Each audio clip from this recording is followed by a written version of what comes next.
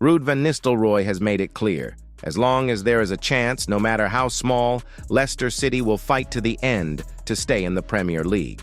But could insisting on this battle until the last second end up being detrimental? Is it time to think about the future and plan a rebuild for the championship? The reality is stark. City are 9 points behind safety with just 9 games remaining. To escape, we would need an even more miraculous comeback than in 2014-15, when we managed to save ourselves from a 7-point deficit at the same stage of the season. But now the team's form is worrying. 13 defeats in the last 14 games, 11 of them without scoring a goal. In light of this, many fans have already accepted that relegation is practically inevitable and are starting to look to the championship. The famous statistics group Opta estimates that we have just a 0.5% chance of staying up. But can numbers define the fate of a club that has already defied odds of 5,000 to 1? Van Nistelrooy is not wrong in keeping the flame burning. Leicester's history proves that miracles do happen, but the board cannot wait for the impossible.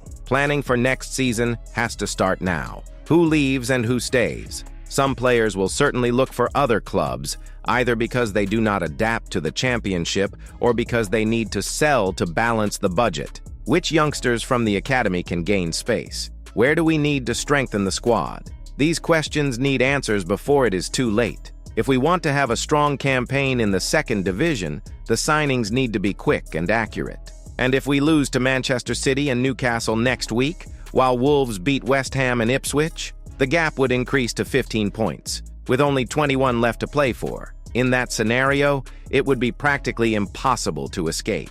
So, would it make sense to keep pushing or start preparing the ground for the future? If City and Van Nistelrooy really want to stay together even if relegation is possible, perhaps the coach should start testing players who will be in the squad next season. Give minutes to young talents, see how they fit into the team, and start shaping a competitive team from now on. But there are risks. Young players can have their confidence shaken by so many defeats. And there is also a certain respect to be maintained. Jamie Vardy, for example. If he does leave the club if relegation is confirmed, it would not be fair to deprive him of his last games in a Leicester shirt. Finding that balance is essential. Luton Town have shown this season what happens when a team does not adapt to the Premier League. Leicester need to do the opposite and prepare as best they can for a quick return. To do so, the planning should already be underway. And perhaps in a few more games, this transition needs to start on the pitch too.